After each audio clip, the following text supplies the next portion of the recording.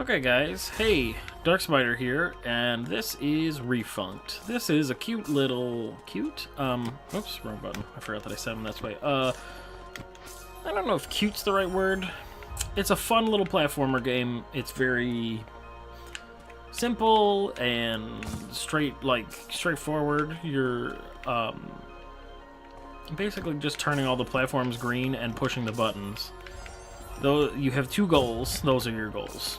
There are little cube things that haven't shown up yet that will show up soon, I believe, that you should collect as well, but that's just like a bonus.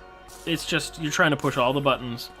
That's the whole game, and it's kind of a puzzle platformer, and I kind of wanted to play this because I played it a little bit, and actually, no, I played it all the way through. I was like, this is a good game. This is a really cute, good game. It's designed well,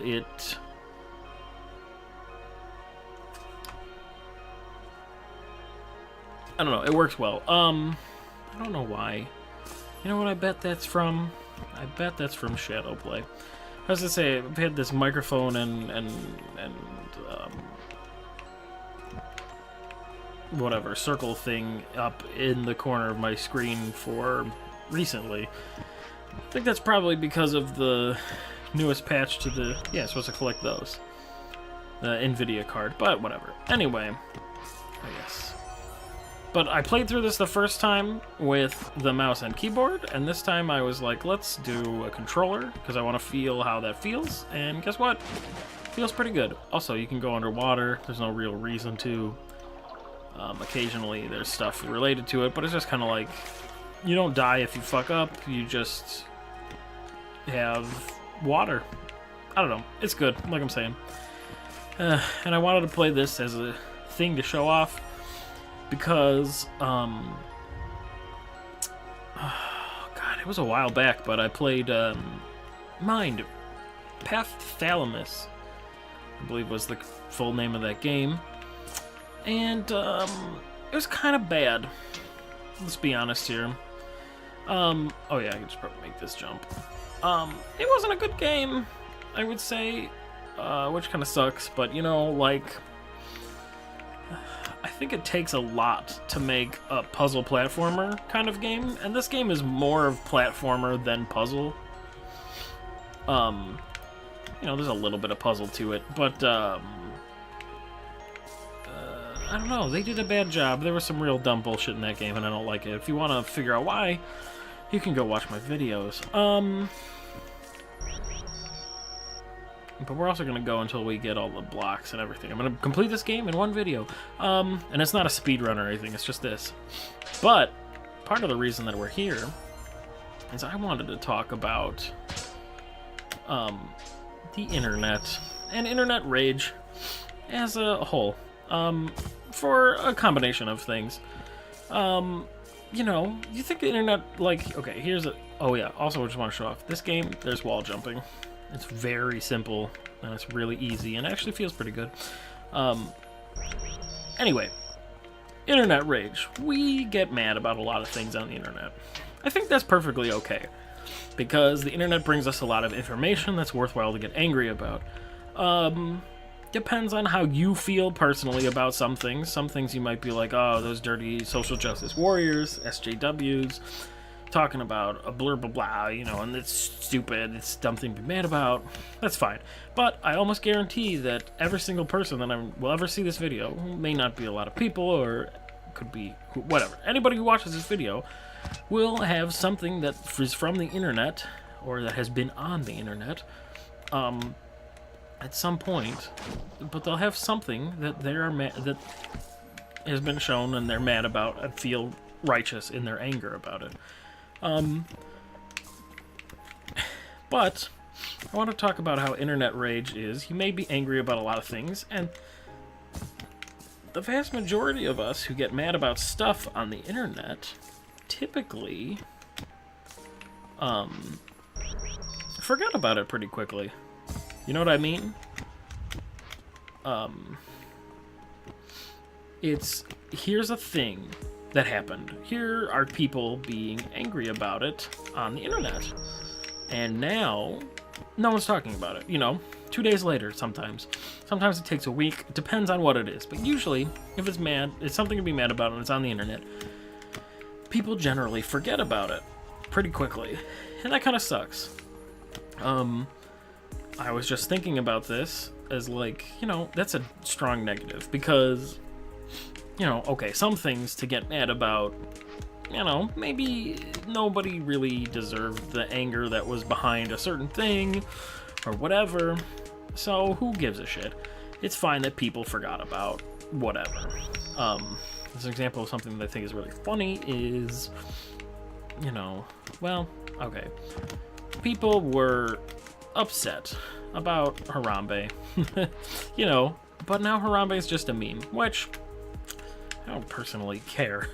But I mean, nobody has still outrage about that. The only people that were mad were the zoo because they're like, stop making Harambe into a meme. This was a PR disaster for us. I don't know. I just kind of wanted to go on this rant, and I really wanted to use the words flash in the pan, which I don't know if I did, but, internet anger is just a flash in the pan. People go, I'm mad about X, Y, or Z, and then we all forget about it. Like I said, it just kind of disappears, which, like I said, is a problem sometimes, because sometimes if we just get mad about it on the internet, nothing ends up being done about it. We forget about it for a while, and then maybe, I don't know, a month or two later, it comes up again, and you're like, wait, this problem was a thing that I talked about before. Why isn't it fixed? Oh, you do have to go under the water at one point also. You know what I mean? But, yeah, I just wanted to talk about how that's shitty, and that really we need to, as people, individuals, and I guess as a whole, it's hard though, but we need to focus our anger, I guess? Excuse me, I guess. Focus our anger. So, if you're mad about a certain thing, that you don't just, lose that anger and then nothing, your issue that you're mad about doesn't get resolved. Because a lot of times the issues don't get resolved. But yeah, this is a point of thing that, we pushed a button that was down there. This is just totally different and about this game and why it's good. We pushed a button down there, and then we're like, okay, if you're looking at blocks, just blocks, everything's green already. I ran around and did that, but you're like, where the hell am I supposed to go? Oh, this game sends us, and the thing is figure out how to get there. Pretty easy at this point, but I mean, you look up and you say, oh, fuck, where am I supposed to go? I don't know. There's a big red pillar that shows you the direction to go. It's a very good game design. I just think that's it's a really fucking simple and seemingly effortless design aspect, but it just fucking does the job. It does what it needs to do, and it does it really, really well. So oh no, we're supposed to go now. Well, never mind, that one doesn't work, but you know what I mean. In those situations, it works well. Anyway, internet rage is a thing. People get mad about it, but like we said, we just tend to forget, and it kind of sucks. We shouldn't do that. We should strive to focus more on, if we're mad about something, utilize our anger and the feelings that we have about it and try to fix a problem. I don't know why that was the rant that I wanted to do, because my thoughts today were about Digital Homicide, a studio that I have covered one of their games before in the past, but, everybody pretty much knows who they are because of Jim Sterling, and, well, Total Biscuit did a thing about them, but, he wasn't really... Son of a bitch.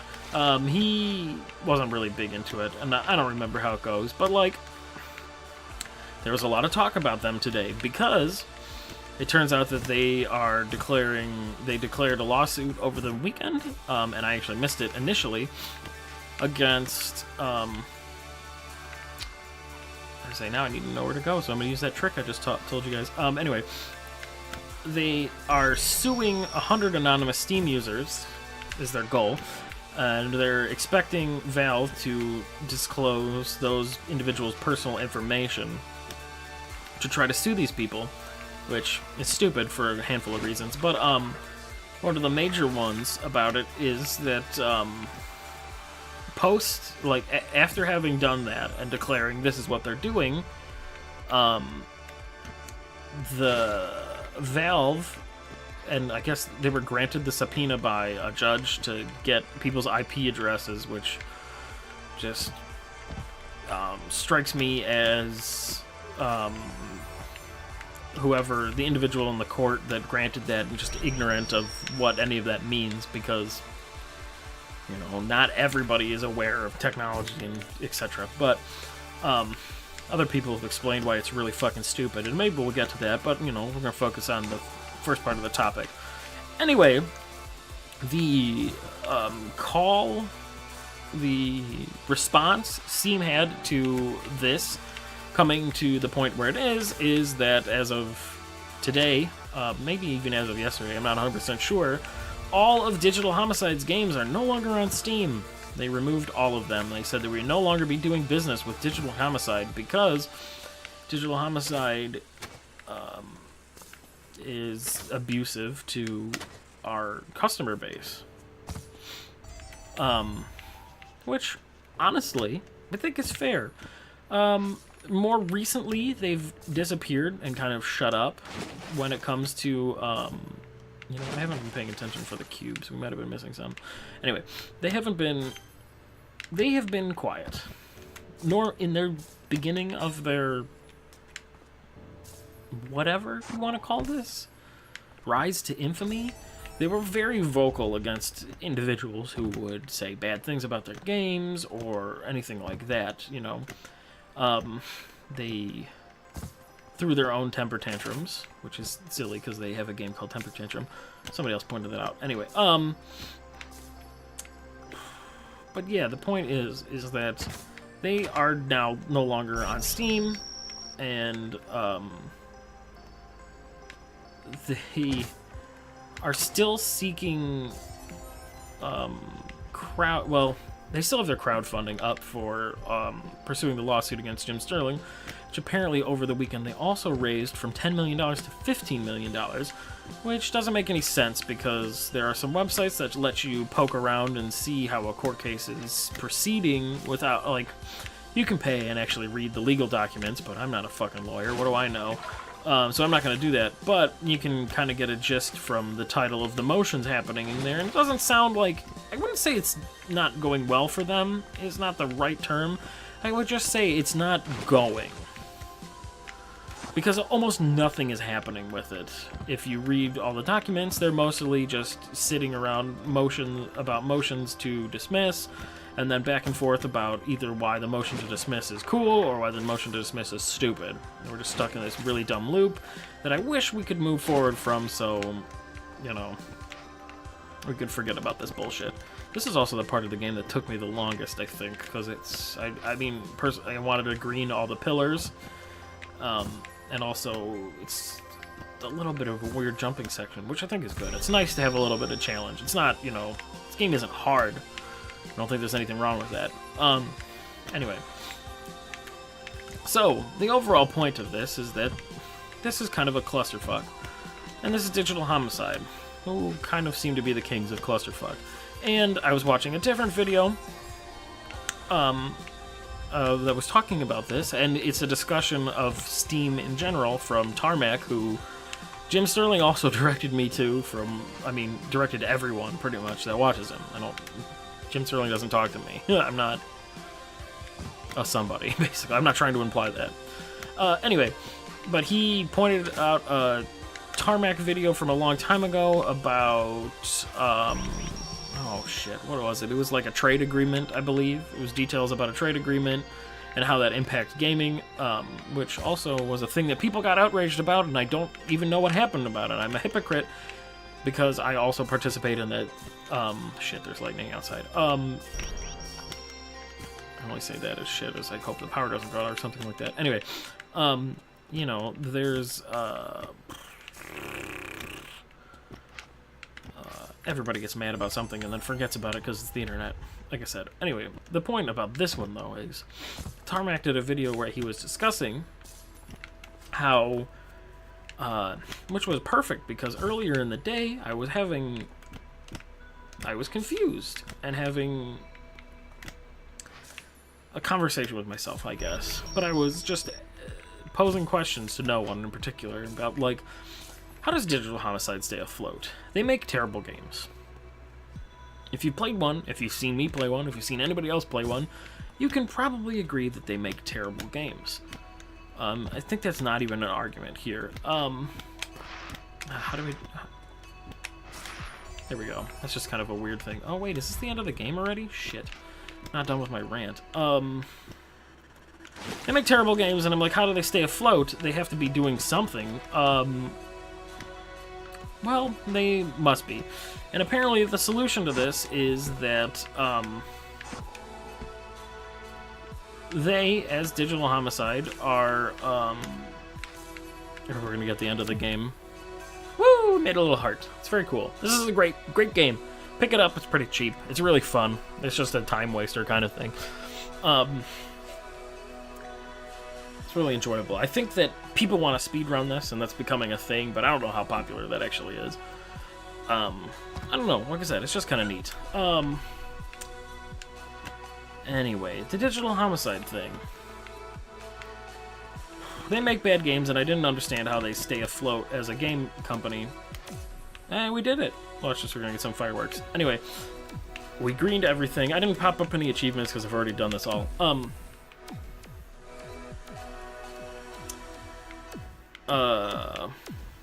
Maybe we'll just walk around a bit for a while. Jeez, what am I trying to say here? Okay. Oh yeah, it's from all the different buttons.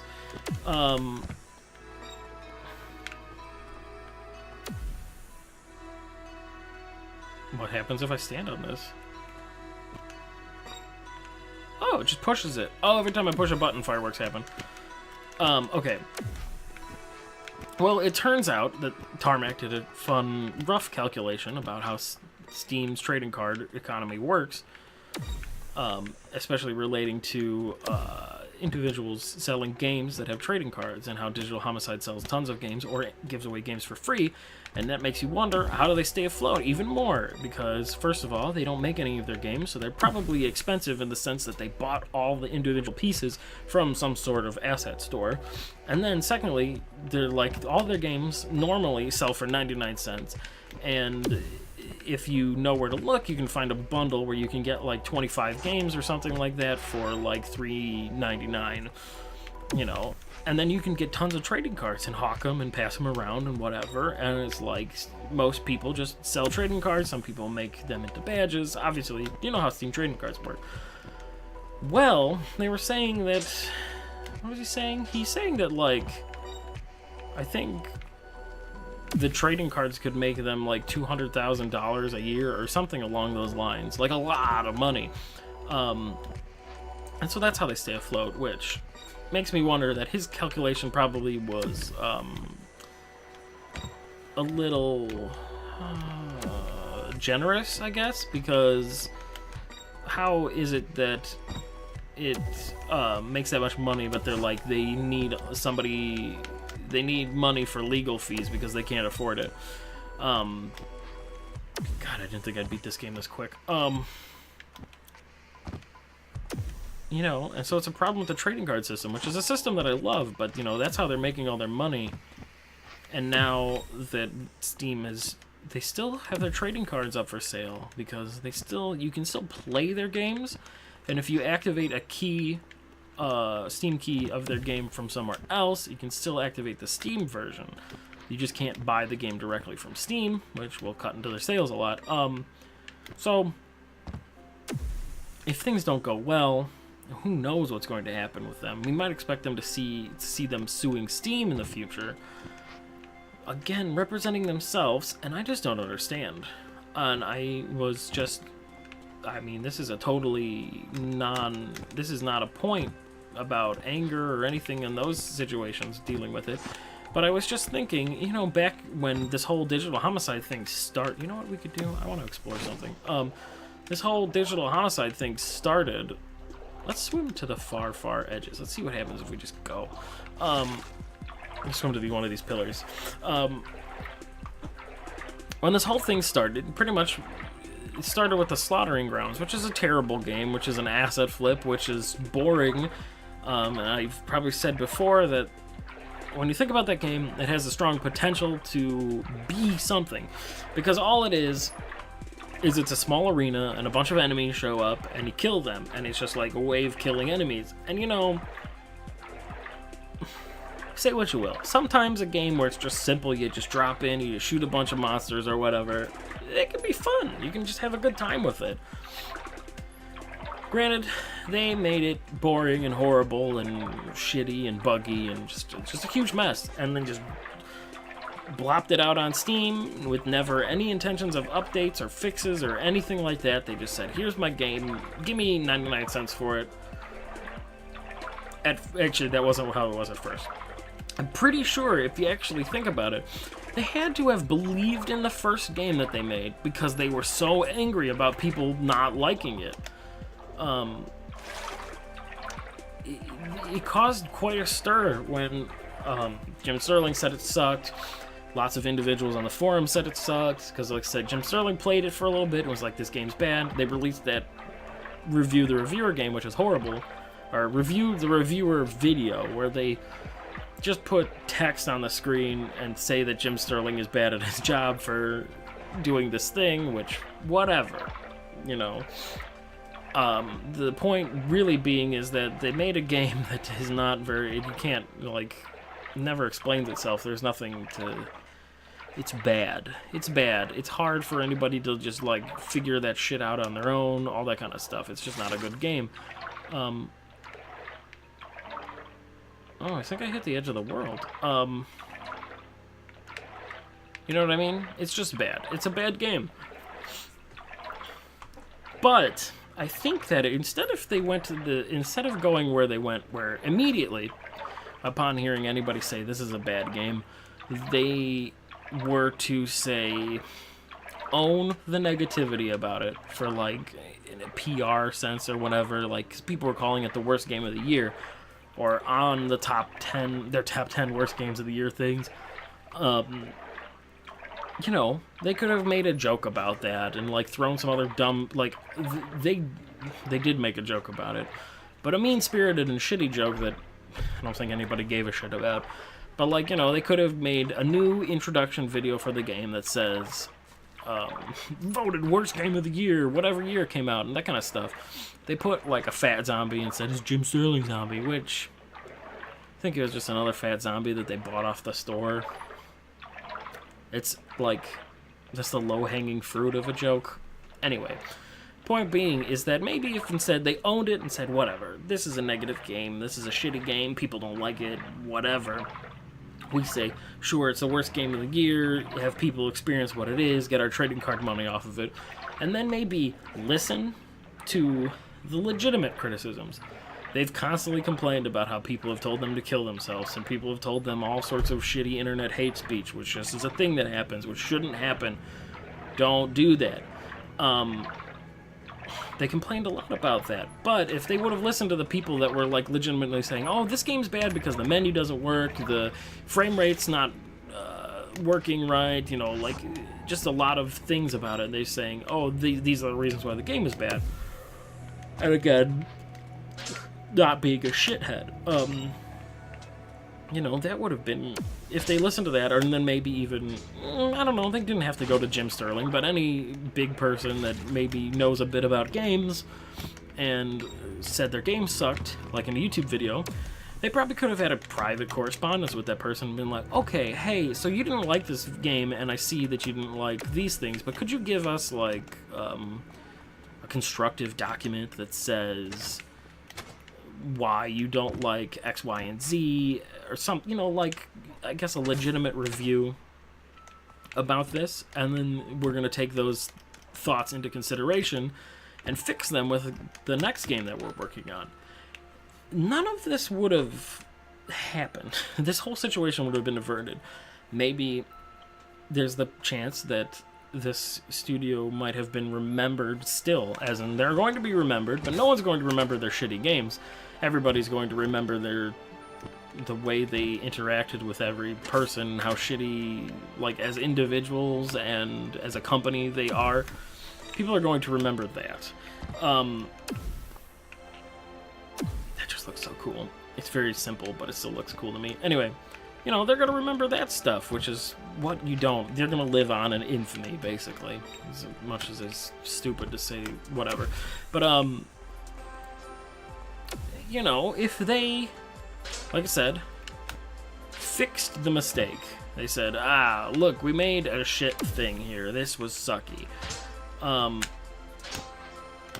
Here, we'll fix it, you know, we'll make a new game that's better, you know, the Slaughtering Grounds 2, where it's actually a good game, basically. People might talk about them in the sense, like, this is a studio that listened and worked with criticism and worked with people to make a game that people wanted and, like, grew as a developer, which is your goal. If you pick a job, you pick a hobby, you pick something that's skills or whatever, you're a game dev. You're game dev. I generally think that every person who wants to be a game dev if they make like an okay or a bad game first, they want to hear what they did wrong so that you, in the next time as the game dev, can say, I'll fix X, Y, and Z, and the next game they get better. They make a better game, they grow as a game developer, etc., etc. Digital Homicide refused to do that and just decided to go and ride the shit train. But I think that if people would have seen that they turned around and made a good game, this would be a totally different story, and, you know, a thing that people would be happy to talk about. This is, again, it keeps coming back to Jim Sterling because he talked about them the most.